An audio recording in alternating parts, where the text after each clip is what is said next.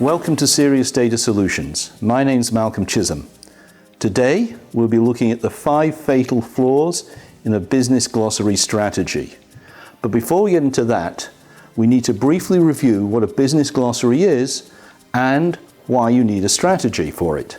So a business glossary is a tool that manages business terms, and business terms are really the concepts that we use in the enterprise. So today, there's a lot of tools that will support the business glossary, very good tools, but you still need a strategy. You can't just sit back, implement the tool, and expect it to simply work by itself. So while you need a strategy, it's important to understand what can go wrong and avoid those mistakes. So I've chosen today the 5 most important mistakes that I think can happen in a business glossary strategy, and we're going to go over them one by one. There are others, but these are the top 5 that I have encountered in my work. So, in 5th place, we have bad quality content. So, in a business glossary, we're going to define technical terms. They have to be correct. They have to be non-trivial. They have to be complete. They can't be meaningless. In order to do that, we have to really make sure that the business glossary definitions are up to scratch. Now, even the most intelligent people can make mistakes. For instance, even Dr. Samuel Johnson, who created the first commonly used dictionary of the English language, defined pastern as a horse's knee. It's actually the piece between the hoof and the fetlock. So if we're going to take the time to put in technical terms, we've got to make sure they're correct. In 4th place is the dictionary fallacy. This is where we conceive of the business glossary as simply a dictionary, a set of unrelated terms that all sort in alphabetical order. And that's not necessarily a good thing, because many terms are related. For instance, we can have annual premium, earned premium, written premium, and unearned premium. They're all related, but they won't show up as being related simply in an ordered alphabetical list. So we need to find some way in our strategy of having terms that are in sets that we can easily see, so that anybody can go in to one term and discover the relationships to the other terms. In 3rd place, we have placing unreasonable burdens on other people. So this is where the data governance unit acquires a business glossary, they roll it out, they socialize it, and then they tell people, hey, you're a data steward, or you're a data owner, or you're a data custodian, or you're a data whatever, it doesn't matter, and go out and fill up the business glossary. Well, today, everybody's working very hard.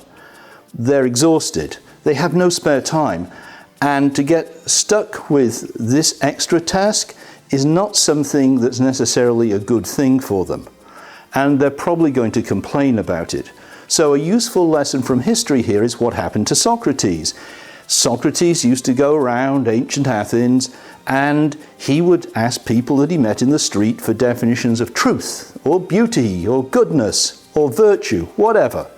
And this really annoyed the people, and that, coupled with other aspects of his behavior, eventually led them to ask him to just commit suicide and die, which he did. We don't want to end up like that. We don't want our colleagues to end up like that, or at least not for the most part. In place number 2, we have no alignment to use cases. Now again, this is a situation where the Data Governance Office or equivalent simply rolls out the tool, it socializes it, it's implemented, it's out there, and they just wait for people to use it. So it's true that a business glossary tool will bring a lot of capabilities.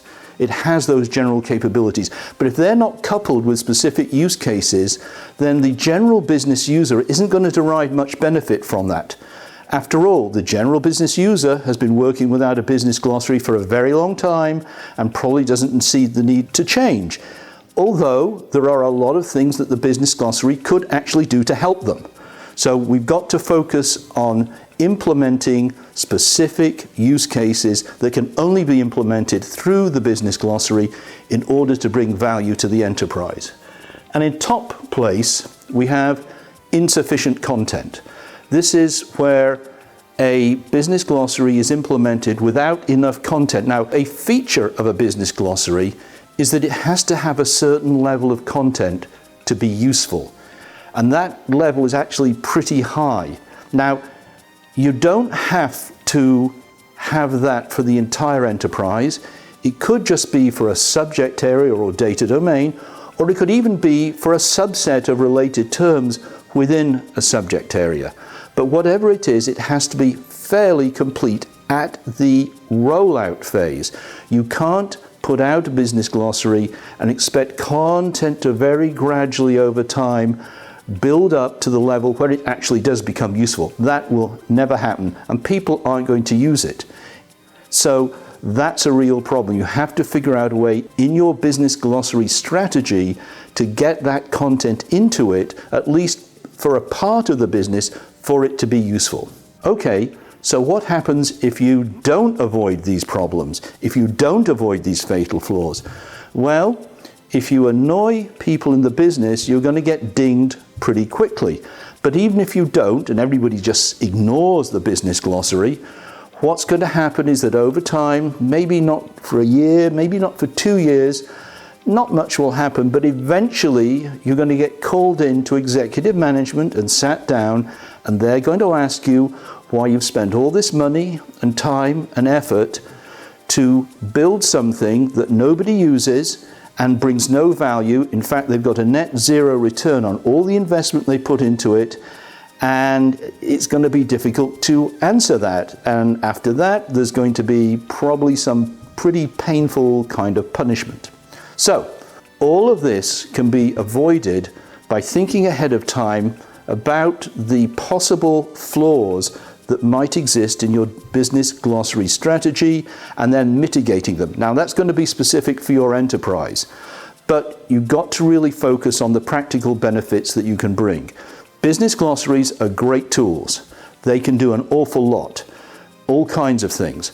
But if you don't have a strategy that focuses on those practical aspects of bringing true business value, you are going to encounter problems. Well, I hope you found this video useful. If you have, please like, share, subscribe. You can also drop comments below. That's all we have today, but we'll be back soon with another serious data solution. So until then, goodbye.